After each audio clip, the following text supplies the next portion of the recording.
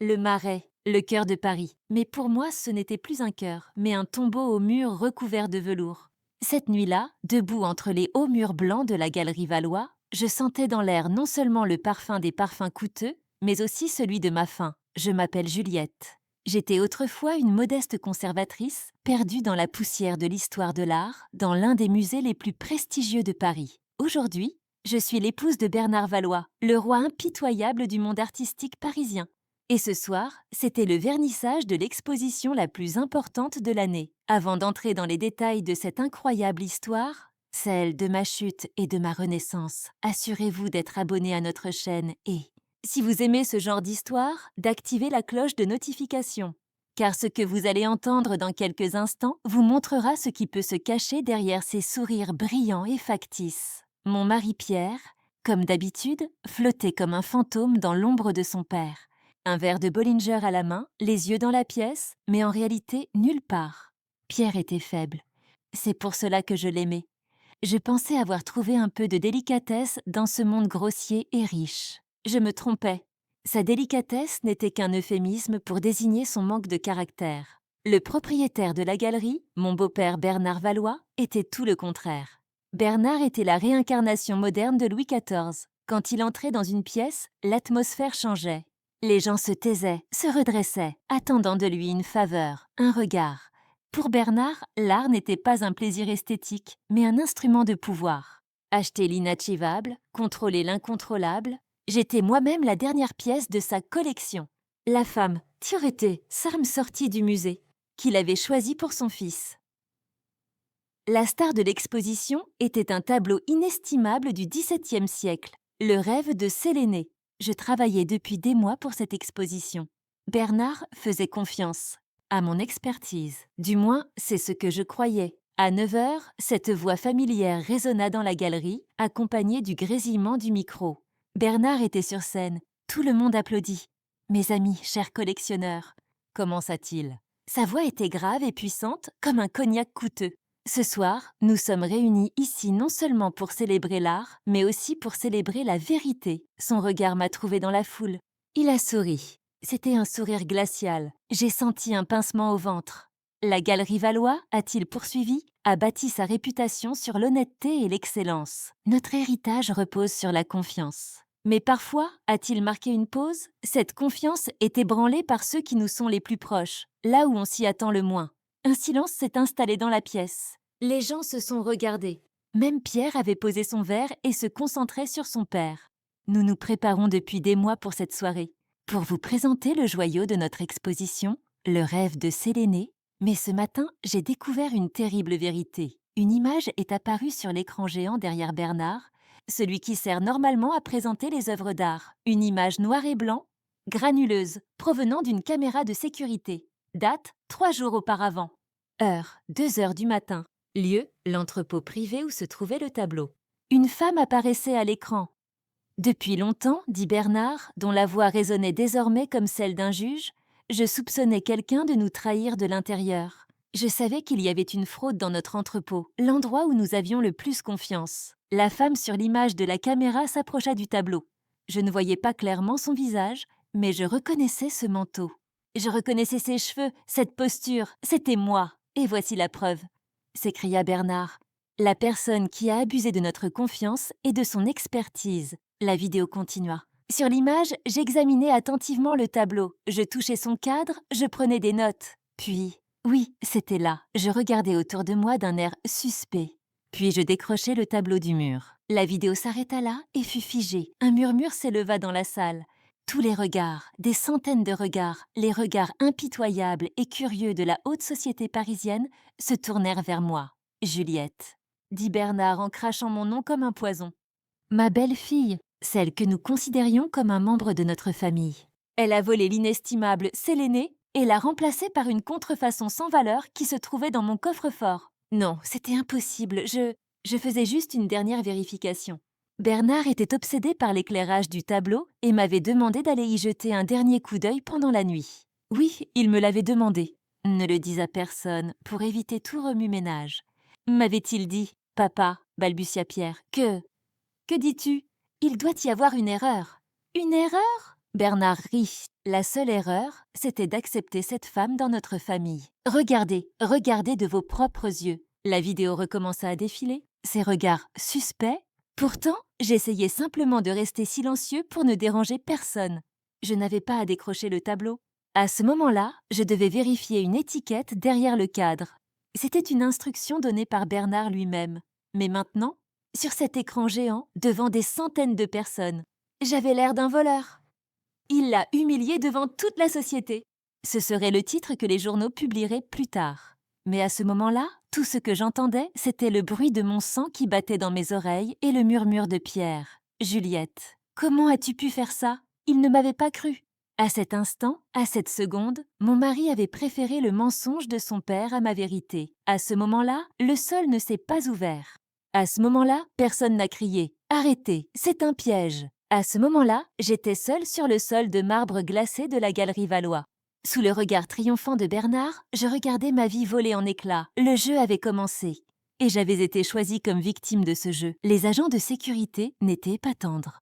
D'un geste de la main de Bernard, avec l'approbation silencieuse de Pierre, ces gorilles en costume coûteux m'ont attrapée par les bras. Je n'ai pas résisté. À quoi bon ? L'homme le plus puissant de Paris venait de me traiter de voleur devant des centaines de témoins. Ils m'ont poussé hors de cet enfer lumineux et imprégné d'odeurs de champagne, dans l'air froid et humide de la nuit du Marais. À ce moment-là, lorsque ces immenses portes en chêne se sont refermées sur moi, à ce moment-là, j'ai entendu les voix. Pas les chuchotements à l'intérieur, mais les rires qui reprenaient derrière la porte, ceux de la fête qui continuaient sur les décombres de ma vie. Je suis restée là, sur le trottoir, avec mes talons hauts absurdes et hors de prix, et mon petit sac à main insignifiant à la main. C'est à ce moment-là qu'une personne devrait s'effondrer, n'est-ce pas ? Être pris de sanglots, crier « Je suis innocent !» Frapper les portes, je n'ai pas pleuré, pas une seule larme n'est tombée de mes yeux. Ce que j'ai ressenti à ce moment-là n'était pas de la tristesse. Ce n'était même pas du choc. C'était une sensation inconnue, mais incroyablement puissante, qui s'est répandue dans mes veines. Une clarté glaciale et tranchante. J'ai pensé à la preuve diffusée sur cet écran géant. Cette vidéo ? Une vidéo tournée alors que je faisais ce que Bernard m'avait demandé en suivant ses instructions à la lettre. Ses regards suspects, c'était juste moi qui surveillais les alentours pour ne déranger personne. J'avais décroché le tableau. C'était pour vérifier le numéro de série derrière le cadre, ce petit détail qui obsédait Bernard. Il le savait. Bernard savait que sa caméra enregistrait lorsqu'il m'a demandé de faire cela. Ce n'était pas une trahison. C'était la dernière étape d'un plan qui avait pris des mois, voire des années. Et Pierre, mon mari, son regard effrayé et accusateur. « Comment as-tu pu faire ça ?» Cette question ne m'était pas adressée, mais à son père. C'était une question qu'il m'adressait parce qu'il craignait le pouvoir de son père. À ce moment-là, j'ai compris que mon mari n'était pas seulement faible, mais aussi lâche. Et les lâches sont plus dangereux que les faibles. Les crampes dans mon estomac avaient cessé. Mon cœur ne battait plus comme un oiseau battant des ailes dans ma poitrine. Au contraire, il avait ralenti. Il avait tellement ralenti que je pouvais sentir son rythme, puissant, régulier, glacial. C'est sans doute ce que les experts appellent la colère froide. Ce n'était pas une flamme rouge qui brûlait et détruisait tout. Non, c'était un feu bleu, concentré, qui forgeait l'acier. Le bruit de mes talons résonnait sous les arcades de la place des Vosges, tandis que je rentrais chez moi. Dans ce bâtiment majestueux, le château de la famille Valois. Dans notre appartement, j'ai inséré la clé dans la serrure. Elle ne tourna pas, j'ai réessayé. Non, la serrure avait été changée. J'ai appuyé sur l'interphone. Pas de réponse. J'ai appuyé à nouveau. Un grésillement se fit entendre. C'était la voix de Pierre. « Juliette ? Pierre, ouvre la porte !» Que se passe-t-il ? La serrure. Sa voix tremblait. Mais ce n'était pas de peur. C'était plutôt comme s'il était dégoûté de moi. Mon père avait raison. Comment ai-je pu te faire confiance ? Tu as sali le nom de ma famille. Pierre, ai-je dit, d'une voix plus calme que je ne m'y attendais. Ils m'ont piégé, tu le sais. C'est Bernard lui-même qui l'a voulu. Tais-toi ! Cria-t-il. Tais-toi ! Mon père a dit que tes affaires, enfin ces vieilleries que tu as rapportées du musée, seraient envoyées dans un entrepôt. Tu n'es plus chez toi ici, Juliette. Tu ne fais plus partie de la famille Valois. La communication fut coupée. La pluie s'était mise à tomber plus fort. Je me tenais sous ces magnifiques arcades, devant la porte de ma propre maison. Sans domicile, sans argent, sans honneur. À ce moment-là, tout était vraiment fini. Je me suis assise là où j'étais, sur ces marches de pierre froides. Et pour la première fois, j'ai souri. Ce n'était pas un sourire amer. C'était un sourire moqueur. Bernard avait commis une erreur. Pierre avait commis une erreur. Il m'avait pris pour un faible. Il m'avait pris pour un conservateur perplexe et modeste, sorti de ces musées poussiéreux. Ils avaient oublié une chose. J'étais conservateur. Mon travail consistait à distinguer le faux du vrai. Mon travail consistait à révéler les couches d'une œuvre, les secrets qu'elle recelait, les intentions cachées de l'artiste. Bernard m'avait accusé d'avoir volé un tableau, mais je savais que toute sa galerie, toute sa vie était fausse. Mon téléphone a sonné. Le petit téléphone dans mon sac de nuit. J'étais surpris. Je pensais qu'il l'avait pris aussi. Le numéro de l'appelant ? Numéro secret, je répondis. Madame Valois ? Dit une voix masculine que je ne reconnaissais pas, sans accent, sans aspiration. Qui êtes-vous ? Votre ami, répondit la voix. Ou plutôt, l'ennemi de Bernard. Ce qui revient au même. Ce qui s'est passé ce soir à la Galerie Valois est un malheur. Que voulez-vous ? Ai-je demandé, en conservant le ton glacial de ma voix. La justice, répondit l'homme, et peut-être un peu de chaos. Écoutez, Juliette, je sais que Bernard Valois vous accuse d'avoir volé un tableau inestimable. Et si je vous disais que les véritables fraudeurs sont les membres de sa propre famille ? De quoi parlez-vous ? Demain matin, dit la voix, à 10 heures, au milieu du pont des Arts, venez seul. Et n'oubliez pas, madame, la meilleure vengeance, comme une œuvre d'art, se planifie de manière froide et méthodique. Le téléphone s'est éteint. Je restais assise sous la pluie. Je n'avais plus froid. Bernard m'avait creusé une tombe. Mais c'était à moi de décider si je voulais en sortir ou non. Et cette nuit-là, assise sur ces pierres froides, je choisis de renaître. La guerre ne faisait que commencer. Je ne sais pas combien de temps je suis restée assise sur les marches froides de la place des Vosges cette nuit-là. Peut-être 1 heure, peut-être 3. La pluie avait trempé ma robe de soie coûteuse qui collait à mon corps. Je n'étais plus Madame Valois. J'étais une femme abandonnée par son mari, calomniée par son beau-père et chassée de sa maison. Je me suis levée. J'ai senti ma colonne vertébrale se redresser sous l'effet d'une colère glaciale. Dans mon sac de soirée, à côté de ces invitations absurdes et d'un rouge à lèvres, j'avais 500 € que je gardais pour les urgences. Ce n'était pas l'argent de Bernard.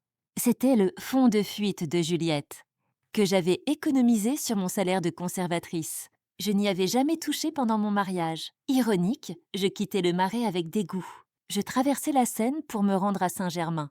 Je m'installais dans un hôtel bon marché et sans nom. L'homme à la réception ne posa aucune question à la femme qui arriva au milieu de la nuit, vêtue de vêtements mouillés, mais portant des boucles d'oreilles en diamant de A.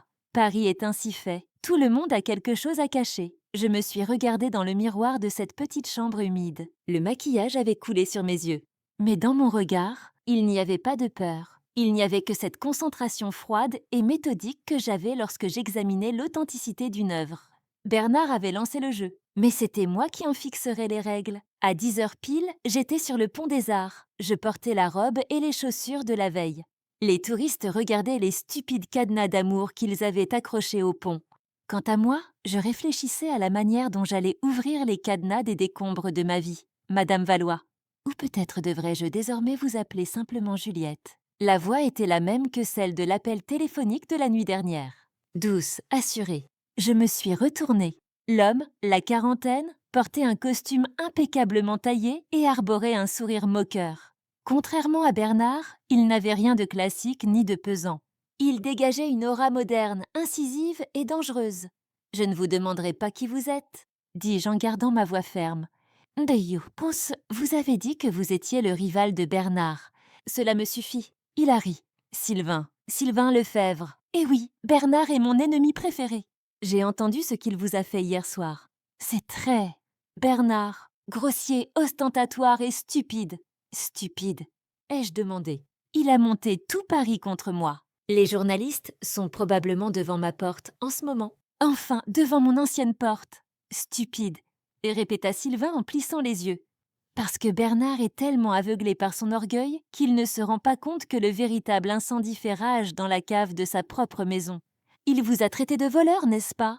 Il vous a accusé d'avoir volé le rêve de Séléné. Je regardais la scène. Il m'a tendu un piège. Bien sûr. Mais pourquoi ce tableau ? Pourquoi maintenant ? Vous ne vous êtes jamais posé la question. Sylvain s'approcha de moi. Bernard savait qu'il y avait un problème dans son coffre-fort, dans son dépôt spécial. Il savait qu'il y avait une souris, mais il cherchait la mauvaise souris. Je me suis tournée vers lui. Que voulez-vous dire ? Hier soir, au téléphone. J'ai dit, m'interrompit-il, que les vrais escrocs étaient sa propre famille. Bernard, en vous faisant entrer dans ce dépôt, vous, un expert, testez en fait son propre système de sécurité. Il vous a utilisé comme appât, mais Bernard ne savait pas que la clé du coffre-fort se trouvait déjà à l'intérieur. « Oh, Pierre !» murmurai-je. Le visage de Sylvain prit une expression moqueuse. « Pierre !»« Ah, Pierre, ce n'est qu'une ombre. »« Non, Juliette, il n'y a pas que Pierre. Il y a aussi cet homme que vous appelez mon mari et sa petite sœur innocente. Chloé. Chloé, 22 ans, toujours vêtue à la dernière mode, la princesse de son père. La fille qui me regardait toujours de haut avec son sourire de rat de bibliothèque. Je ne te crois pas ? Dis-je, mais ma voix était hésitante. Car soudain, toutes ces petites bizarreries des 6 derniers mois, les cadeaux, provenant des riches amis, anonymes, de Chloé, l'attitude tendue et nerveuse de Pierre ces derniers temps. Tout commençait à prendre sens. Vous allez devoir y croire, dit Sylvain d'un ton sec. Et Chloé et Pierre ont de sérieux problèmes. Le genre de problème que l'on appelle petit divertissement. Dans votre monde mondain, de la cocaïne, beaucoup de cocaïne. Et ils ont des dettes. Il marqua une pause, me regarda comme pour mesurer l'effet de ses paroles. Je parle de centaines de milliers d'euros, Juliette. Et les gens à qui ils doivent de l'argent ne sont pas très impressionnés par le nom de Valois. Ils veulent leur argent. Et qu'ont-ils fait ? Que peuvent-ils faire ? La chose que leur père aimait le plus, répondit Sylvain. L'art. Ils ont pris dans le coffre-fort privé de Bernard, celui auquel seule la famille a accès, celui qui contient les pièces les plus précieuses, pas aussi grandes et spectaculaires que Séléné, mais facile à vendre, des maîtres flamands du XVIe siècle, des petits paysages hollandais. Comme des souris, ils les volent un par un. J'étais sous le choc. Mais Bernard, comment ne s'en aperçoit-il pas ? Oh, parce qu'il les remplace par défaut, m'a répondu Sylvain, et ces mots se sont gravés dans mon esprit. Et Bernard n'aurait pas tardé à s'en apercevoir. Il craignait qu'un expert comme vous, en examinant Séléné, ne jette un œil aux autres œuvres. Bernard avait des soupçons, oui, mais Chloé et Pierre ont habilement détourné ces soupçons vers vous. Vos contrôles de minuit, c'était l'occasion rêvée pour eux. Ils vous ont jeté dans la fosse aux lions, Juliette, pour couvrir leurs propres crimes. C'était encore plus terrible que le piège de Bernard. C'était la trahison de mon plus proche, mon mari. Non seulement il m'avait rejeté, mais il avait fait de moi le bouc émissaire de ses propres crimes. Pourquoi m'aidez-vous, Sylvain ? Ai-je demandé, ma voix glaciale laissant place à une voix d'acier. Il sourit. Comme je l'ai dit, je suis prêt à payer pour voir Bernard s'effondrer. Surtout si cet effondrement est causé par ses propres enfants. Ce serait un chef-d'œuvre. Mais un chef-d'œuvre a besoin d'un bon conservateur. Il sortit de sa poche quelque chose qui ressemblait à une carte de crédit, une clé de chambre d'hôtel et un vieux téléphone à touche. Ce téléphone est inutilisable. Il sert uniquement à communiquer avec moi. L'autre est une chambre d'hôtel à Saint-Antoine. Elle n'est pas luxueuse, mais elle est propre et sûre. Personne ne vous y dérangera. Je pris la clé et le téléphone. Maintenant, dis-je en le regardant droit dans les yeux, que faisons-nous ? Le sourire de Sylvain Lefebvre s'élargit. Maintenant, madame la conservatrice, vous allez faire ce que vous faites le mieux. Vous allez démasquer les faux. Et nous allons traquer ces imposteurs. Les derniers mots prononcés par Sylvain sur le pont des Arts. Et nous traquerons ces imposteurs. Et restèrent gravés dans mon esprit. Je quittai le pont en serrant fermement la clé de cet hôtel bon marché et le téléphone ininflammable. Saint-Antoine. Ce n'était pas le café luxueux et doré du Marais. C'était le visage réel, laborieux et en sueur de Paris. La chambre d'hôtel était exactement comme je l'avais imaginé. Petite, propre, anonyme. J'ai verrouillé la porte. Et j'ai retiré cette robe en soie coûteuse, mais qui me semblait désormais tachée de sang. Avec cette robe, j'ai également retiré mon identité de Madame Valois. J'ai jeté les boucles d'oreilles en diamant sur la commode. C'était le cadeau de bienvenue que Bernard m'avait offert dans notre famille. Comme une marque infligée à une esclave, j'ai pris une douche froide. J'ai souhaité que l'eau ne nettoie pas seulement la saleté de cette nuit honteuse, mais aussi l'illusion de ces 2 dernières années, en peignoir. Je me suis assise sur le bord du lit. J'ai allumé le téléphone à touche que Sylvain m'avait donné. Un seul numéro était enregistré, S. J'ai appelé. « Vous êtes bien installée, madame la conservatrice ?» m'a-t-il demandé d'une voix suave. « Vous n'avez pas de plan. » ai-je répondu sans détour. « Vous ne m'aidez pas, Sylvain. Vous m'utilisez. Vous cherchiez un pion pour renverser Bernard, et hier soir, Bernard vous a offert ce pion sur un plateau d'argent. » Il y eut un bref silence à l'autre bout du fil, puis un rire admiratif. « C'est vrai. Je veux la chute de Bernard. Vous voulez retrouver votre réputation. Nos objectifs, disons qu'ils sont parallèles.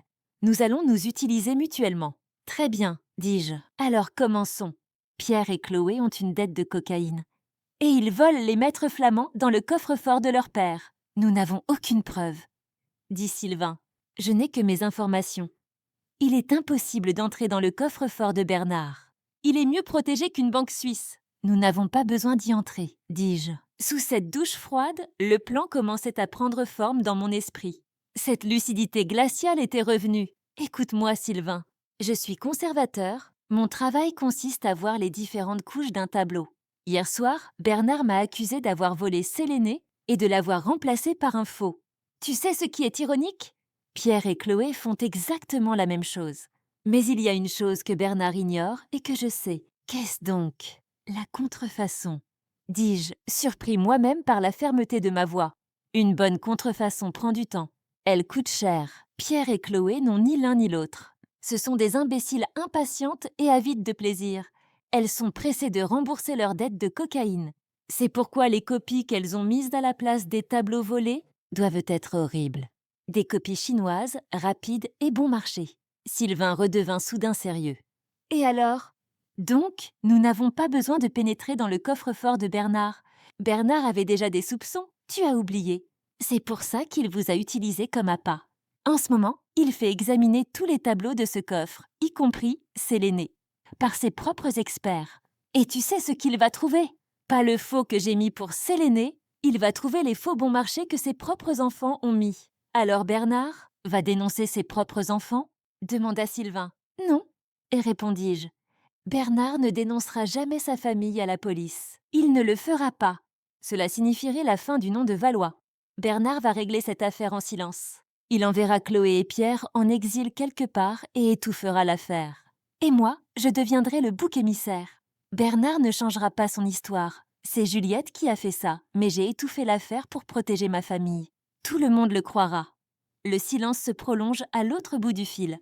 Je pense que Sylvain a compris que renverser Bernard ne serait pas aussi facile qu'il le pensait. Alors, que faisons-nous, Juliette ? Dit-il pour la première fois avec une réelle curiosité dans la voix, sans ironie. Si cambrioler la caisse ne marche pas, que faisons-nous ? On ne peut pas les attraper à l'intérieur, dis-je, mais on peut les attraper à l'extérieur. Ils ont des dettes. Bientôt, ils n'auront plus d'argent.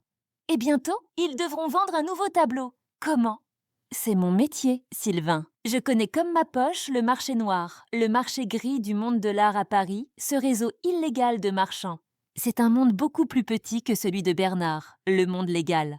Je sais qui peut acheter sans poser de questions un maître flamand volé, qui peut le revendre. Il n'y a que 3, peut-être 4 personnes. Et tu vas trouver ces personnes, dit Sylvain. Je vais les trouver ? N'ai-je confirmé ? Mais pour cela, j'ai besoin de S, c'est-à-dire de toi, de l'argent, dit-il immédiatement. En espèces. Combien ? Non, répondis-je. Plus que de l'argent. J'ai besoin de tes yeux et de tes oreilles. Je ne suis plus Madame Valois. Sans l'armure de mon mari, je ne peux plus entrer dans ces restaurants luxueux, ces clubs privés. Je ne peux plus suivre Chloé et Pierre. Mais toi, tu le peux. Ou tes hommes. Que veux-tu ? Je veux les photos de ce téléphone indestructible. Chaque pas de Pierre, chaque achat de Chloé, qui ils rencontrent, par quelle porte dérobée ils entrent dans les galeries. Surtout, cet homme sournois, Antoine de Vries, le conseiller artistique. Préféré de Chloé, je me suis toujours méfiée de lui. Pierre et Chloé ne peuvent pas vendre ces tableaux eux-mêmes. Ils sont trop bêtes. Ils utilisent un intermédiaire. Et je parie que cet intermédiaire, c'est Antoine. C'était la partie la plus difficile du plan. Faire confiance à ses propres connaissances, mais déléguer l'exécution à quelqu'un d'autre. Anticiper le prochain coup de son ennemi. Qu'auriez-vous fait à ma place ? Dans un plan aussi complexe, auriez-vous fait confiance à un ennemi de mon ennemi que vous ne connaissiez pas? Ou auriez-vous essayé de tout faire vous-même? Je voudrais vraiment savoir ce que vous en pensez dans les commentaires, car à ce moment-là, dans cette chambre d'hôtel, je savais que la décision que j'allais prendre allait soit me sauver la vie, soit me détruire complètement. D'accord, dit Sylvain. Antoine de Vries, Pierre, Chloé, je les surveillerai. Moi aussi, ai-je répondu. Je vais enquêter pour savoir de quel atelier proviennent ces contrefaçons bon marché. Et je trouverai un moyen de faire parler le propriétaire de cet atelier. Je raccrochai le téléphone, je regardai les boucles d'oreilles en diamant posées sur la table de chevet. Je les vendis. Dans le magasin le plus proche de l'hôtel, le plus prêteur sur gage, à un prix bien inférieur à leur valeur. Avec mes 500 € de fonds de secours et l'argent provenant de la vente des diamants, je m'achetai une nouvelle tenue, pas des robes en soie coûteuses, des pantalons noirs fonctionnels, une capuche de couleur sombre, des chaussures de marche confortables et un ordinateur portable. Madame Valois était morte. La conservatrice Juliette, quant à elle, était désormais devenue une chasseuse. Et la chasse ne faisait que commencer. Cette chambre d'hôtel anonyme à Saint-Antoine était devenue mon bureau, mon champ de bataille. Ces 4 murs étaient bien plus réels que le faux semblant de cet appartement doré de 2 étages dans le Marais. Il n'y avait plus de luxe, seulement un objectif. Madame Valois était morte. Elle avait été enterrée avec ses bas et ses colliers de perles. À sa place, il y avait un fantôme, debout devant son ordinateur portable, buvant du café bon marché, la capuche rabattue sur la tête. Mon plan était double, anticiper le prochain coup de l'ennemi et traquer ses crimes passés. Le premier coup vint de Sylvain. Le téléphone, ininflammable, vibrait silencieusement sur le lit. Un message, puis un autre. Et encore un autre. Sylvain n'aimait pas les mots. C'était un homme d'image. Première photo, Chloé, avenue Montaigne, 3 grands sacs de course brillants à la main. Le visage tendu, le sourire forcé. Pendant que son père était en deuil, sa fille brûlait de l'argent. Deuxième photo, Pierre. Dans une voiture, penché sur le volant. Prise de nuit. Le visage en sueur, les yeux écarquillés de peur. Mon mari sans caractère n'avait pas peur de la colère de son père, mais des hommes à qui il devait de l'argent. Troisième photo, Chloé et ce sournois de courtier. Antoine de Vries. En plein jour, ils sont assis à une table de l'avenue. À la vue de tous. C'est stupide. Antoine tend à Chloé une petite enveloppe blanche sous la table. De la cocaïne? De l'argent liquide? Peu importe. Le lien était établi, j'ai raccroché. Les preuves de Sylvain confirmaient leur motivation. Ils étaient tendus. Ils étaient à court d'argent. Et bientôt, très bientôt, ils allaient devoir voler un autre morceau de ce coffre-fort et le vendre par l'intermédiaire d'Antoine. Mais mon travail ne concernait pas leur motivation. Mon travail concernait leur méthode. J'ai allumé mon ordinateur. En attendant leur prochain coup, j'allais suivre la trace de leur premier crime. Le plan était simple, les faux tableaux que Pierre et Chloé avaient mis à la place des originaux. Comme je l'ai dit, c'étaient des imbéciles impatients. Une bonne contrefaçon artistique consiste à imiter un chef-d'œuvre. Vous imitez non seulement la toile, mais aussi l'époque. Vous trouvez les bons pigments, vous n'utilisez pas de blanc de titane, qui n'existait pas au XVIe siècle. Vous vieillissez artificiellement la toile, vous imitez les fissures. Cela prend des mois, Pierre et Chloé n'avaient pas des mois. Ils avaient des heures. C'est pourquoi je ne recherchais pas les faussaires d'art haut de gamme. Je recherchais les copistes, les ateliers qui travaillent dans l'ombre à Paris, qui ne produisent pas des œuvres de qualité muséale, mais des œuvres de qualité touristique. Je recherchais quelqu'un qui ne posait pas de questions, qui prenait l'argent comptant et qui réalisait des copies rapides et grossières, sortes, des maîtres flamands. Je ne pouvais pas utiliser mes relations de conservateur, mes vieux amis dans les archives poussiéreuses des musées. J'étais désormais un voleur. C'est pourquoi j'ai regardé là où les voleurs regardaient, les forums obscurs du monde de l'art, les sites web cryptés où se déroulent les transactions du marché gris, les commentaires de petits ateliers anonymes promettant des vitesses miraculeuses pour restaurer, les tableaux hérités. J'ai passé des heures à regarder ces pixels jusqu'à en avoir mal aux yeux. Et puis, je l'ai trouvé, dans le 19e arrondissement, une petite boutique nichée dans les ruelles des Buttes-Chaumont. Atelier Pascal, restauration et reproduction. Normalement, cela n'aurait pas attiré mon attention. Mais il y avait un commentaire. Écrit il y a 2 mois par un client furieux.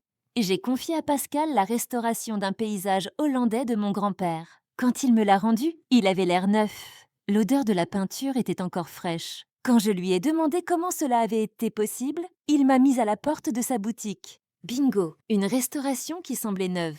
Une odeur de peinture fraîche, cela montrait que Pascal ne se donnait pas la peine de trouver les pigments d'origine, mais travaillait vite et mal. Mais cela ne suffisait pas. Je ne pouvais pas frapper à la porte de Pascal et lui dire « Bonjour, avez-vous fabriqué les faux des tableaux volés de la famille Valois ?» Il m'aurait ri au nez. J'avais besoin de plus. J'ai envoyé un message à Sylvain. Antoine de Vries trouve toutes ses transactions des 6 derniers mois, en particulier les paiements effectués pour des restaurations ou des encadrements. La réponse est arrivée en 30 minutes. Le réseau de Sylvain fonctionnait différemment du mien. Il ne consultait pas les forums d'art, mais les comptes bancaires, et voilà. Il y a 5 mois, il y a 3 mois, et il y a 2 semaines. 3 paiements différents d'Antoine de Vries à Atelier Pascal. Le montant, 20 000 € chacun. C'était beaucoup trop pour une restauration. Mais pour remplacer un tableau inestimable par un faux, préparé sans poser de questions. C'était un prix parfait. J'avais désormais une cible. Pierre et Chloé utilisaient Antoine pour vendre les biens volés. Antoine, quant à lui, utilisait Pascal pour effacer les traces du crime et empêcher que le coffre-fort ne semble vide. J'avais trouvé le maillon faible de la chaîne. Pascal. Il ne craignait pas le pouvoir de Bernard Valois. Il aimait l'argent d'Antoine de Vries. Mais surtout, il avait peur d'aller en prison. J'ai remis ma capuche sur ma tête. J'ai mis dans ma poche le téléphone indestructible et la photo floue des relevés bancaires de Sylvain. Les recherches numériques étaient terminées. Il était temps de passer à l'action. Dans les ruelles de Paris, l'heure était venue de briser le maillon faible de la chaîne. L'arrondissement ne figure pas sur la carte de Paris des touristes fortunés. Ici, pas de plafond doré, mais des volets métalliques d'atelier et une odeur de huile de moteur imprégnant les pavés. C'est ici que se cachent les lieux comme l'atelier Pascal, ceux qui font le sale boulot invisible du monde de l'art. Ma capuche sur la tête, j'ai attendu 15 minutes dans la ruelle en face du magasin. Un client est sorti, un poster mal encadré à la main. La clientèle cible de Pascal était évidente. J'ai expiré. Ce calme glacial était toujours là. Ce n'était pas une visite dans une galerie d'art. C'était un interrogatoire, là le levé. Sonnette de la porte de la boutique a émis. Un son sourd lorsque je suis entrée. L'intérieur était littéralement encombré. Des copies à moitié terminées, des cadres cassés, des piles de toiles. Il y avait dans l'air une forte odeur de térébenthine et de vernis bon marché. Derrière le comptoir se tenait un homme d'une 50aine d'années, portant des lunettes et un tablier sale. Pascal, son visage était marqué par la fatigue des années. En me voyant, il a tout de suite compris que je ne venais pas d'un quartier riche. Il s'est détendu. « Que voulez-vous » demanda-t-il d'un ton bourru. « Une restauration ? Une copie ? Je travaille contre paiement. » J'ai lentement baissé ma capuche. Il m'a dévisagé pendant un instant. Puis il s'est arrêté. Il avait peut-être déjà vu mon visage quelque part. Dans le scandale, à la une des journaux. Mais il n'était pas du genre à lire les potins mondains. Je lui ai montré la capture d'écran du relevé bancaire envoyé par Sylvain. L'image était floue, mais les noms étaient clairs. Antoine de Vries. « Mais l'atelier Pascal, qu'est-ce que c'est » a-t-il demandé en plissant les yeux. « C'est, répondis-je d'une voix calme, ce que le fisc appellerait des revenus non déclarés. Et ce qu'un expert comme moi appellerait un complice. » Le visage de Pascal est devenu livide. Ses yeux se sont détournés du téléphone pour se poser sur moi. Et à ce moment-là, il m'a reconnue. « Vous, » m'a-t-il murmuré, « vous êtes cette femme, Valois, la voleuse. » « Je ne suis pas une voleuse, Pascal, » dis-je en m'avançant vers l'étal. « Je suis le bouc émissaire de votre meilleur client, Antoine de Vries. Et vous ? Vous êtes au cœur de cette affaire. »« Je n'ai rien fait !» s'écria-t-il paniqué. « Je ne suis qu'un artisan. Je fais ce qu'on me commande. »« Ah bon ?» dis-je. « Alors parle-moi de tes commandes. Par exemple, ces petits paysages hollandais qu'Antoine de Vries t'a fait copier au cours des 5 derniers mois. » Ces maîtres flamands. Pascal eut le souffle coupé. « D'où » ? Parce que, l'interrompis-je, je connais les originaux de ces tableaux. Je sais qu'ils devraient se trouver dans le coffre-fort privé de Bernard Valois. Et je sais que même un artisan, comme vous, est suffisamment intelligent pour comprendre que ces œuvres inestimables ne devraient pas se trouver ici pour être simplement copiées. Je m'appuyai contre le comptoir. Ma voix n'était plus qu'un murmure, mais elle était plus tranchante que tous les outils de la boutique. Et je sais aussi, Pascal, que lorsque vous avez réalisé ces copies, vous avez utilisé du blanc de titane. Un pigment qui n'aurait pas dû se trouver dans un tableau du XVIe siècle. Au lieu du blanc à base de plomb, vous avez utilisé un blanc moderne et bon marché. Parce que votre client était pressé. N'est-ce pas? C'était mon domaine d'expertise. Le bluff du conservateur, point Pascal, s'est effondré. C'était une attaque à laquelle il ne s'attendait pas. Il n'avait pas prévu que quelqu'un comme moi se pencherait sur les détails des pigments. Vous me menacez? Non, ai-je répondu. Je vous propose un choix. Vous avez deux options. Premièrement, vous faites comme si de rien n'était. Je remets alors à la police les relevés bancaires en ma possession et mon rapport d'expertise concernant votre utilisation du blanc de titane. Vous serez jugé pour contrefaçon d'œuvres d'art et recel de biens volés. Les avocats de Bernard Valois vont te dévorer tout cru, toi, un petit homme comme toi. Tu iras en prison. Je m'arrêtai, le laissant reprendre son souffle. Dis-je, tu vas m'aider. Que voulez-vous? Oh, dit-il en tremblant. Je n'ai pas ces tableaux. Antoine les a emportés dès qu'il les a eus. Je le jure, je sais, je ne veux pas les tableaux. Je veux des preuves. Pierre et Chloé Valois reviendront bientôt. Ils ont des dettes. Cet argent ne suffira pas à financer les folies shopping de Chloé sur l'avenue Montaigne. Ils auront besoin d'un nouveau tableau. Et Antoine reviendra te voir. Pour une nouvelle copie. Je ne peux pas, dit Pascal. Antoine, il est dangereux. Plus dangereux encore que la famille Valois. Ou plus dangereux que la prison? Demandai-je. Ce que je te demande est simple. La prochaine fois qu'Antoine viendra, tu enregistreras votre conversation. Tout. Je regardais la petite caméra de sécurité sale fixée au plafond du magasin. Il y a un enregistreur, n'est-ce pas? Pascal secoua la tête. Mais seulement 24 heures. Au-delà, ça s'écrase. Ce n'est pas grave. Quand Antoine viendra, tu prendras l'enregistrement. Tu me l'apporteras. Surtout le moment où il te remettra l'original et te demandera la copie. Et s'il ne vient pas? Il viendra, ai-je répondu, parce qu'ils sont stupides, arrogants, stupides et dépendants. Et les dépendants font toujours des erreurs. Je regardais Pascal, il était le maillon faible de la chaîne. Et maintenant, je n'avais pas brisé ce maillon, je l'avais ajouté à ma propre chaîne. On est d'accord, Pascal? L'homme essuya sa sueur sur son tablier sale. Il hocha lentement la tête. D'accord. Je suis sortie de la boutique. J'ai remis ma capuche sur ma tête.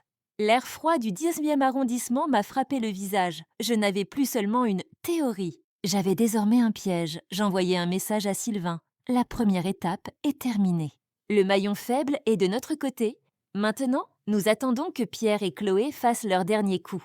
Continue à les surveiller. La réponse est arrivée immédiatement. Pendant que vous attendez, voici un petit cadeau. Chloé est dans un club à Saint-Germain ce soir. Et elle semble très tendue. Peut-être que son fournisseur n'est pas venu. J'ai souri. Le poisson mordait à l'hameçon. Ma chambre d'hôtel s'était transformée en cellule. Mais je n'étais pas un prisonnier, j'étais un chasseur à l'affût. Les jours se confondaient avec les nuits. Café bon marché, croissant rassis et un seul centre d'intérêt, la vibration de ce téléphone, indestructible. Le temps était mon allié. Car le temps était l'ennemi de Pierre et Chloé. Les messages de Sylvain confirmaient cette théorie chaque jour. Pas de mots, seulement des photos. Une photo. Pierre. À 4 heures du matin, dans une ruelle, en train de parler à des hommes que je ne connais pas et qui ont l'air dangereux. Son visage est devenu un masque de peur. Il suppliait les hommes à qui il devait de l'argent. Une autre photo, Chloé, devant la galerie de son père. Elle n'ose pas entrer. Elle se ronge les ongles. Ses sacs hors de prix, ses vêtements de luxe ne parviennent plus à masquer sa panique. Leurs fournisseurs avaient cessé de leur livrer des marchandises. Ils n'avaient plus d'argent. Et les petits maîtres flamands vendables dans le coffre-fort de leur père étaient leur seule issue. « Ils viendront », murmurai-je dans le silence de la chambre d'hôtel. « Ils viendront. » Parce qu'ils sont dépendants. Et les dépendants font toujours des erreurs. Et puis, à l'aube du 4e jour, le téléphone vibra. Ce n'était pas un appel de Pascal. C'était un message.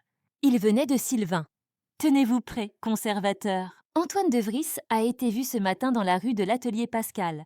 Il est en repérage. » Mon cœur s'est arrêté. Puis, il s'est remis à battre, avec ce rythme glacial. « Maintenant, ai-je dit à Sylvain, préviens Pascal. Dis-lui de préparer le piège. » La réponse fut brève. Il est prévenu. Les 2 heures qui suivirent furent les plus longues de ma vie. Je faisais les 100 pas dans la pièce. J'imaginais tous les scénarios possibles. Et si Pascal paniquait? Et si Antoine se doutait de quelque chose? Et si la caméra de surveillance ne fonctionnait pas à ce moment-là? Le téléphone a sonné. C'était Pascal. Sa voix était un murmure, étouffé par la peur. Il est là, m'a-t-il dit en tremblant. Madame Juliette. Elle est là, Antoine, dans le magasin. Calme-toi, Pascal, lui dis-je en gardant ma voix aussi froide et autoritaire que possible. Concentre-toi sur moi. La caméra fonctionne? Oui. Oui, je l'ai vérifié hier soir. Bien, maintenant, comporte-toi normalement. Comme d'habitude. Fais-lui dire ce qu'il veut.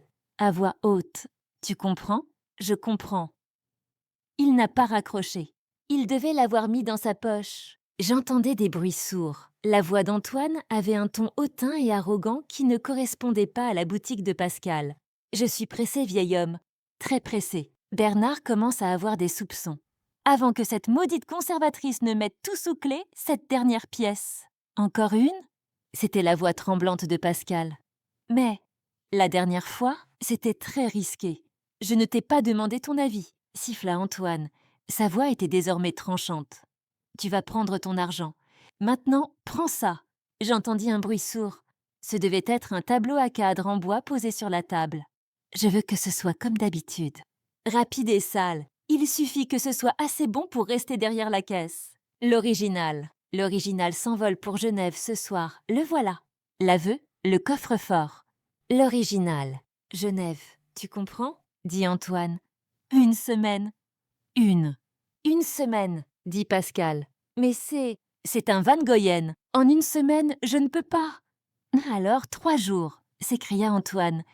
3 jours, Pascal. Sinon, ne m'en veux pas quand les agents du fisc viendront frapper à ta porte pour te demander tes revenus non déclarés. La sonnette retentit. Antoine était parti. J'attendis que Pascal prenne le téléphone. Des grésillements. Madame Juliette? C'était parfait, Pascal, dis-je. Parfait. Maintenant, prends cet enregistrement. Sors-le de la caméra. Copie-le sur une clé USB et détruis-le. Détruis la cassette originale. Quand allez-vous le prendre? Ce soir, répondis-je, à la tombée de la nuit. Ferme ta boutique comme d'habitude, mais laisse la porte arrière ouverte. Place la clé USB sous le tas de cadres cassés juste à l'intérieur de la porte. Je viendrai la chercher. Tu ne me verras pas. Et moi non plus. Je raccroche. Le moment le plus dangereux dans la planification d'une vengeance, c'est celui où vous mettez la main sur la preuve. C'est à ce moment-là que vous êtes le plus vulnérable. Vous êtes impatient de passer à l'étape suivante. Transformer l'ennemi de votre ennemi, c'est-à-dire Antoine, en votre pion, n'est-ce pas là le coup le plus intelligent à jouer? Avec une preuve aussi solide, comment l'utiliseriez-vous contre la famille Valois? Partagez votre stratégie dans les commentaires, car mon plan ne faisait que commencer cette nuit-là. Minuit. La capuche sur la tête, le visage masqué, je me glissais comme une ombre dans les ruelles du 19e arrondissement. Devant l'atelier Pascal, tout était calme. La porte arrière s'ouvrit en grinçant. L'intérieur était plongé dans l'obscurité totale. L'odeur de la térébenthine me donnait la nausée. Je plongeai ma main dans le tas de cadres cassés. Je sentis le métal froid. Une petite clé USB noire, je l'ai prise. Puis je me suis éclipsée aussi discrètement que j'étais venue. De retour dans ma chambre d'hôtel, j'ai verrouillé la porte à 3 reprises. J'ai allumé mon ordinateur portable. J'ai branché la clé USB et elle était là, l'image granuleuse et sale de la caméra du magasin. Mais le son était clair comme du cristal. Antoine de Vries posait un original inestimable sur la table et commandait une contrefaçon. L'original s'envole pour Genève ce soir. J'ai envoyé un message à Sylvain. Le poisson est pris. Il est maintenant temps d'attraper le pêcheur. Je n'ai pas reçu de réponse. Ce n'était pas nécessaire. J'avais désormais entre les mains la preuve qui allait couler Antoine. Mais je ne voulais pas d'Antoine. Il n'était qu'un intermédiaire. Je voulais les Valois. Et cette vidéo allait être la clé du piège qui causerait la perte de Pierre et Chloé. Antoine de Vries avait peut-être peur des Valois. Mais désormais, il allait avoir encore plus peur de moi. La chambre d'hôtel était un champ de bataille. La petite clé USB noire posée sur la table était comme une grenade à la goupille non retirée. Cette image granuleuse, prise par la caméra de Pascal, signifiait la fin. D'Antoine de Vries. L'original part pour Genève ce soir. Cette phrase était sa condamnation. Mais comme je vous l'ai demandé dans le chapitre précédent, mon plan n'était pas de renverser Antoine. C'était de l'utiliser contre la famille Valois. Transformer l'ennemi de mon ennemi en pion, j'ai pris le téléphone ininflammable et j'ai appelé Sylvain, conservateur, dit-il d'une voix aussi indifférente que d'habitude. Votre nuit a été fructueuse. Nous avons attrapé le poisson, Sylvain. Il est maintenant temps de l'utiliser comme appât, ai-je répondu. Vous devez m'amener Antoine de Vries. Il y eut un bref silence au bout du fil. Ce ne sera pas une simple visite comme celle que vous avez rendue à Pascal. Antoine est dangereux. Il ne restera jamais avec vous dans une pièce fermée, surtout s'il sait que c'est vous. Je sais. C'est pourquoi il ne saura pas qu'il me rencontre. Il pensera qu'il rencontre l'argent. Je lui ai expliqué mon plan. Les ressources technologiques de Sylvain et mes connaissances en matière de conservation. C'était un piège parfait. Antoine, dis-je, il doit être en train de chercher un acheteur pour ce Van Goyen qui s'envole pour Genève. Il est pressé, car Pierre et Chloé ne peuvent pas attendre pour rembourser leurs dettes.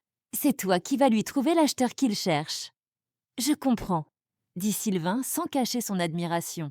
À Genève, j'ai un contact qui se fait passer pour un acheteur du marché gris. Il rappellera Antoine à Paris pour un rendez-vous secret et très lucratif. Il lui dira qu'il s'agit d'une urgence, que l'acheteur s'est décidé à la dernière minute. Exactement. Et répondis-je, réserve-lui une suite dans un hôtel de luxe. Le Crillon, place de la Concorde, est idéal. Il doit se sentir en sécurité. Il viendra là-bas pour rencontrer ce grand acheteur genevois. Mais en face de lui, il me trouvera. C'est risqué, dit Sylvain. Mais très artistique. J'aime ça. Demain midi, le Crillon. Suite 300. Il sera là. Tu vas t'en occuper tout seul? C'est mon domaine d'expertise, Sylvain, dis-je. Assure-toi simplement qu'il y ait un guetteur à la porte. Au cas où les choses tourneraient mal, je raccrochais le téléphone. Le lendemain, à midi pile. Le hall de l'hôtel de Crillon était encore plus calme et luxueux que la galerie Valois. Mais cette fois, je ne portais pas de capuche. Je n'étais pas le fantôme qui rendait visite à Pascal Pouyen-Sylvain, qui avait payé la chambre d'hôtel, avait laissé une armure dans le placard de la suite pour moi. Un tailleur noir aux lignes épurées. Cher, autoritaire et froid. J'avais attaché mes cheveux en un chignon serré. J'avais récupéré les boucles d'oreilles en diamant que Bernard m'avait offertes. Pas auprès de l'usurier, mais auprès d'un bijoutier que Sylvain avait convaincu. Je regardais la femme dans le miroir. Ce n'était pas Madame Valois. Ce n'était pas non plus cette modeste conservatrice. C'était la femme venue renverser l'Empire Valois. Il était 12h30. On frappa à la porte de la suite. Entrez. Antoine de Vries entra. Il arborait ce sourire arrogant du courtier sur le point de conclure une affaire juteuse. « Monsieur Dubois ?» dit-il en utilisant le faux nom de l'acheteur genevois. Puis il m'aperçut. J'étais assis à la table.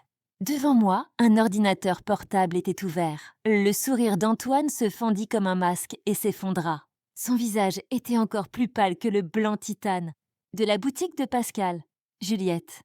Balbutia-t-il. Que fais-tu ici? La sécurité. Assieds-toi, Antoine, ai-je dit d'une voix aussi froide et dure que le marbre coûteux du salon. La sécurité ne viendra pas. Sylvain Lefebvre est en train de discuter d'investissement artistique. Avec le chef de la sécurité dans le hall, je pense qu'il fait un investissement assez généreux. Antoine regarda la porte avec effroi, puis me regarda. Il comprit qu'il était pris au piège. « Que veux-tu » siffla-t-il. Je n'ai rien à voir avec le scandale de cette nuit-là. Je vais le dire à Bernard ? Tu ne diras rien à Bernard, dis-je. Je tournai l'écran de l'ordinateur portable vers lui et appuyai sur « Lecture ». Les images obscènes de la boutique de Pascal envahirent la luxueuse suite du Crillon. La voix d'Antoine résonna dans la pièce. « Je suis pressé, vieil homme. L'original part pour Genève ce soir. » Antoine s'effondra sur ses genoux.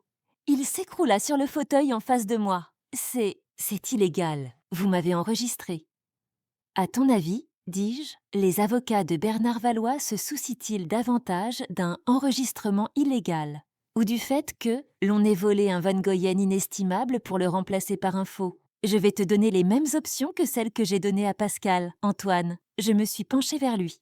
Premièrement, je prends cette clé USB. J'en envoie une copie à Bernard, une autre à la police et une autre au journal Le Figaro. Tu deviendras le voleur principal qui a dévalisé le coffre-fort de Valois. Bernard, pour protéger ses enfants, se fera un plaisir de te faire porter tout le chapeau. Tu iras en prison. Tu perdras ta licence de marchand d'art. Ce sera fini. Antoine transpirait. Il essaya de desserrer sa cravate en soie coûteuse. Ou bien, dis-je. Tu m'aides. Qu'est-ce que tu veux? Murmura-t-il.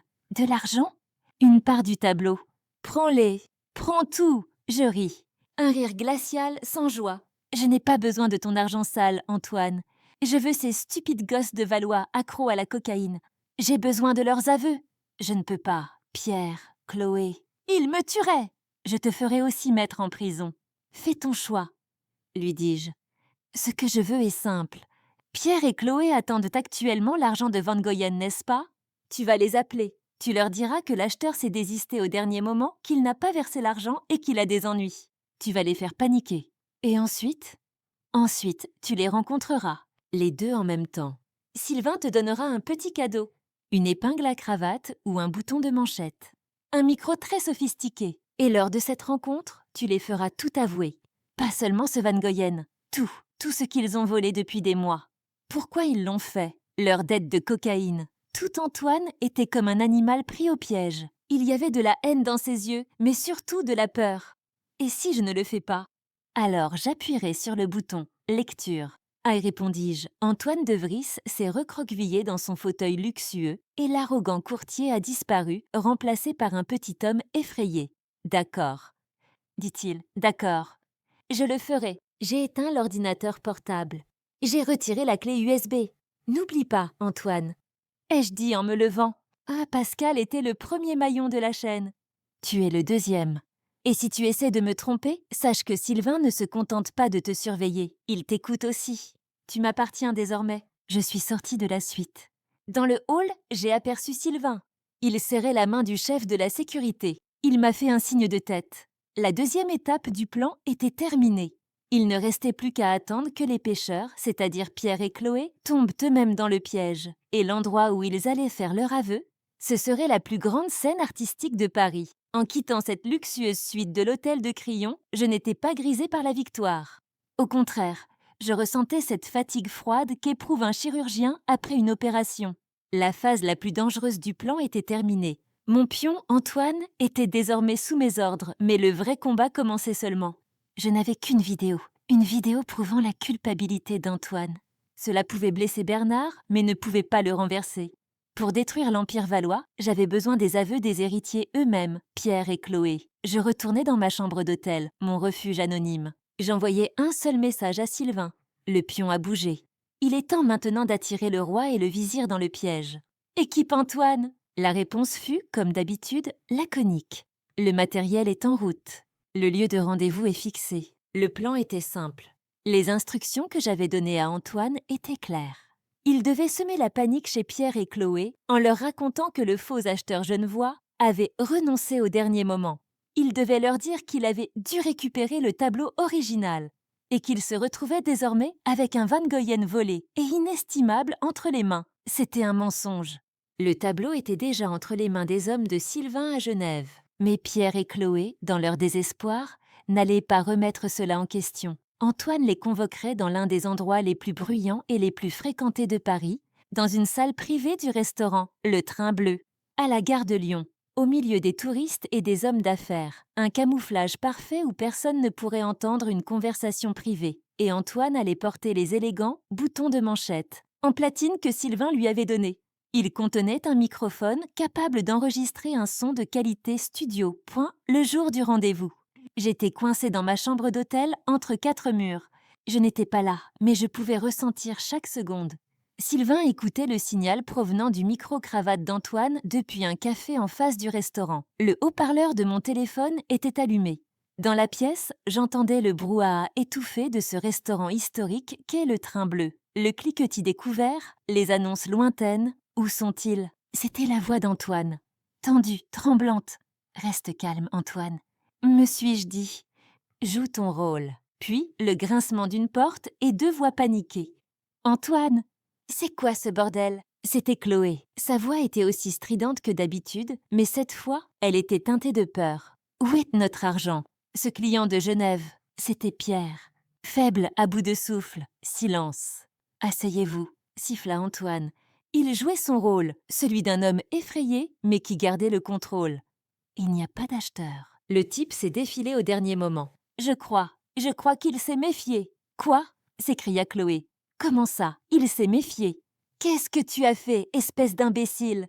Je n'ai rien fait, dit Antoine. C'est votre faute.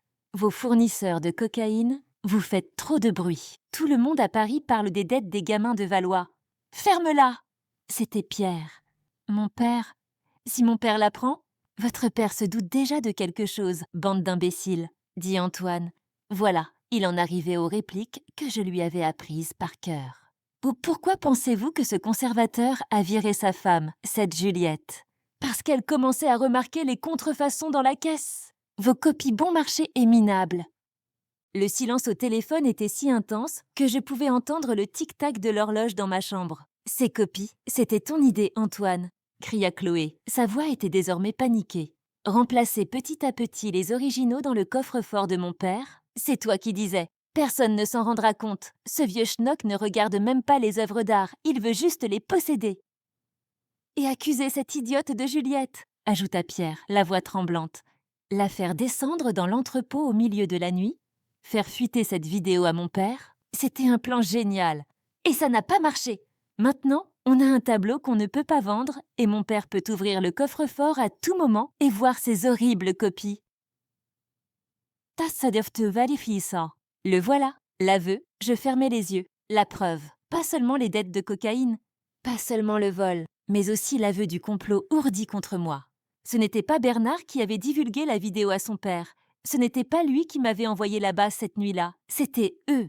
Ils avaient détourné les soupçons de Bernard vers moi. Dans ma chambre d'hôtel, j'ai serré le poing. Cette colère glaciale a laissé place à une victoire glaciale. Qu'allons-nous faire? J'ai mis Pierre. Cette dette? Les gars veulent l'argent ce soir. Ils vont nous tuer, Antoine. Je ne sais pas. Et répondit Antoine d'une voix désespérée. Je ne sais pas. Cette affaire nous dépasse tous. Peut-être. Peut-être qu'on devrait aller voir Juliette. Elle sait peut-être tout. Cette salope, dit Chloé. Jamais. Mon père l'a ruinée.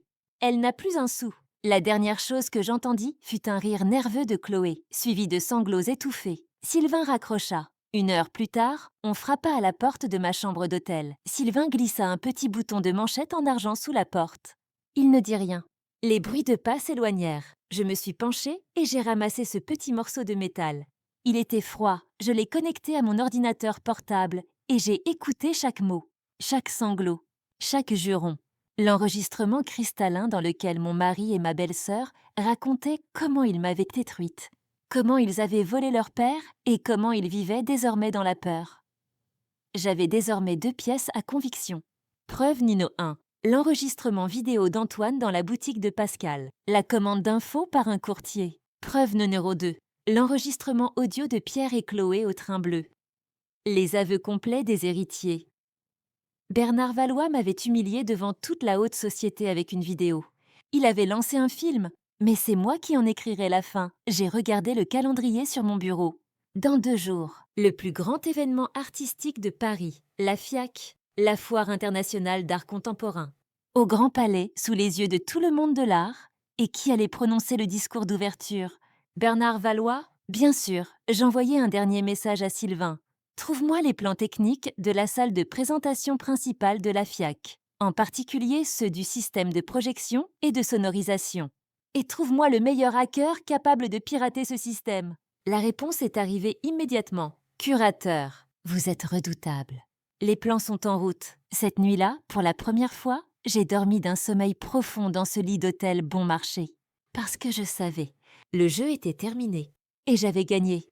Il ne me restait plus qu'à proclamer ma victoire, FIAC, Foire internationale d'art contemporain. Sous l'immense verrière du Grand Palais, ce n'était pas seulement l'élite artistique parisienne qui s'était réunie, mais celle du monde entier. Des œuvres valant des millions d'euros, des accords conclus à voix basse et surtout la réputation. Tout était là, dans cette salle, et au milieu de la scène. Sous cet écran géant se tenait Bernard Valois. Je n'étais pas là, du moins, je ne faisais pas partie de cette foule au sourire factice. Une coupe de champagne à la main, je me tenais dans l'obscurité, à l'intérieur de la structure métallique du Grand Palais, juste à l'extérieur de la salle de contrôle technique. À côté de moi se trouvait un jeune homme silencieux que Sylvain appelait le hacker. Âgé d'une vingtaine d'années, perdu dans sa capuche, les yeux rivés sur l'écran de son ordinateur portable. Sylvain, quant à lui, contrôlait l'une des portes de sortie. « Trouve-moi les plans techniques de la salle de présentation principale de la FIAC », lui avais-je demandé. Et il m'avait apporté plus que les plans. Il m'avait apporté la clé qui ouvrait cette salle. La voix de Bernard résonnait fièrement dans toute la salle grâce au haut-parleur. L'art, disait-il, est à la recherche de la vérité. À la Galerie Valois, nous avons toujours été du côté de la vérité. Malgré cette malheureuse tâche récente, il parlait de moi. Devant des centaines de personnes, il bafouait une fois de plus ma réputation. La vérité finit toujours par éclater au grand jour. Et nous sommes plus forts que jamais. Maintenant, murmurai-je au jeune homme à côté de moi. Tiro ismo posispeko isme tout de suite, onawi. Bernard appuya sur le petit bouton de la télécommande qu'il tenait dans sa main pour lancer sa présentation. Le logo arrogant de la Galerie Valois devait apparaître à l'écran, mais il n'est pas apparu. L'écran est devenu noir. Un murmure a parcouru la salle. Bernard a froncé les sourcils en direction de l'équipe technique. Puis, sur cet écran géant, à la place du logo de Bernard, apparut l'image granuleuse de ce petit atelier salle du 19e arrondissement. La voix de Pascal. Encore un? Mais la dernière fois, c'était trop risqué. Puis la voix d'Antoine résonna dans tout le grand palais. Je ne t'ai pas demandé ton avis. Prends ça, je veux que ce soit comme d'habitude. Rapide et sale, il suffit que ce soit assez bon pour rester derrière la caisse. L'original. L'original s'envole pour Genève ce soir. Un souffle se fit entendre dans la salle. Les gens étaient figés. Bernard regardait l'écran, le visage livide. Tout le monde savait qui était Antoine de Vries. C'est absurde, cria Bernard dans le micro. Une erreur technique. Sécurité. Mais l'écran ne changea pas. L'image disparut, l'écran devint noir. Et dans cette obscurité, seul le son apparut. Le bruit découvert du train bleu, puis le cri de Chloé, la voix de Chloé. « Comment ça? Tu t'es méfié? Qu'est-ce que tu as fait, espèce d'imbécile ?» La voix de Pierre. « Tais-toi, mon père. Si mon père l'apprend ?» La voix d'Antoine. « Votre père se méfie déjà, bande d'imbéciles. Pourquoi pensez-vous que le conservateur a renvoyé votre femme, Juliette ? Parce qu'elle commençait à remarquer les contrefaçons dans la caisse. » La main de Bernard glissa du micro.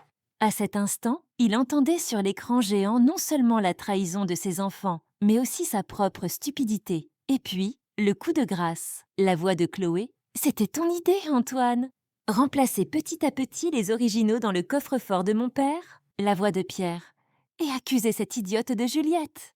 La faire descendre dans l'entrepôt au milieu de la nuit. Faire fuiter cette vidéo à mon père. C'était un plan génial. Silence. Sous l'immense coupole du Grand Palais, il y avait un silence absolu, glacial.